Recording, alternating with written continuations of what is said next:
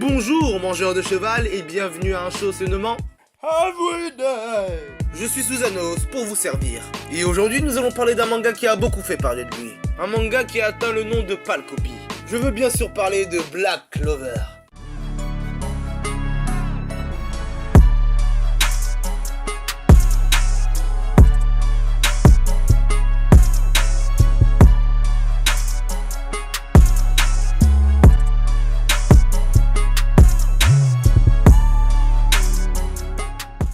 Moi, Susanos, en tant que grand otaku, vais dire que Black Clover ne recopie aucun manga.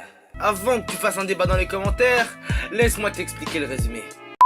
Dans un monde où les Marocains, excusez-moi, les sorciers règnent en maître, un prêtre retrouva deux nourrissons devant son église. Attendez, vous allez me dire que ce manga est passé? Genre ils ont rien dit. Bah ok, wow. Attendez, un prêtre avec deux enfants sous sa tutelle? Tché. Ça va virer mal, je le dis. Ça va se retrouver sur BFM TV tout ça. L'un se nommait Asta et l'autre Yuno. 15 ans plus tard, on retrouve toujours Yuno et Asta. Sauf qu'ils ont grandi. Ouais. Sauf que durant ces 15 ans, d'autres enfants ont rejoint cette orphelinat entre parenthèses. Décidément, dans cet animé, les parents veulent vraiment que la virginité de leur enfant parte tôt. Et oui, j'inclus aussi les mecs. Mais sauf que durant ces 15 ans, Asta et Yuno se sont fixés tous les deux un but. Devenir Hokage. Tu t'es trompé d'animé. Ah mince alors, j'ai confondu avec Naruto. Devenir empereur mage. L'homme qui a sauvé le monde d'un titan à 3 yeux quand même. Déjà, c'est pas un titan, c'est un démon. Et en fait, je suis juste venu pour dire ça. Et après ce grand acte héroïque, il rentra dans la légende et fut nommé empereur mage.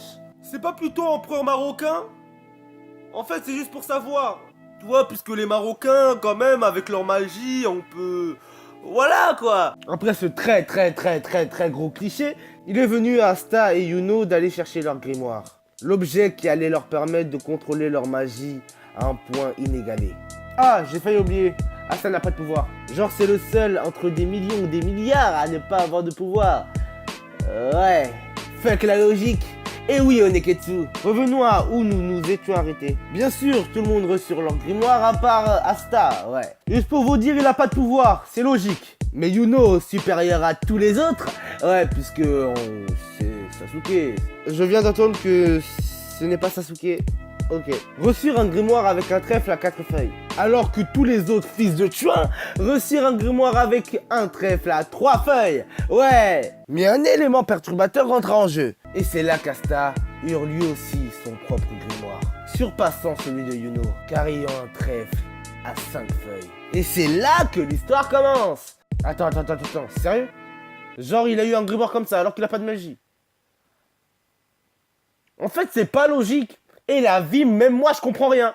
Et la vie me parle pas. Et non.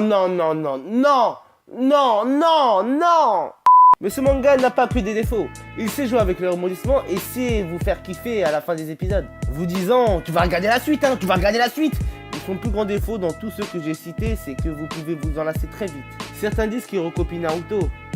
Dites-moi où ils sont, dites-moi où ils habitent, puisque je vais le frapper. Car ce manga n'aborde pas les mêmes problématiques que celles de Naruto. Ce manga n'est en rien Naruto, il ne peut pas l'égaliser. Mais ça peut être un kiff de regarder un petit animé comme ça chaque semaine. Et que tu aimes la baston, les cliffhangers, tout ça, et bon je te conseille ce manga. Car malgré tout ce que j'ai dit, il peut vous faire kiffer. Avant que tu t'en ailles, tu peux lâcher un like et t'abonner. Mais comme la dernière fois j'avais pas fait d'outro, cette fois-ci je vais en faire une. Allez ciao, c'était Susanos. Et on se reverra un de ces jours pour un nouveau Everyday.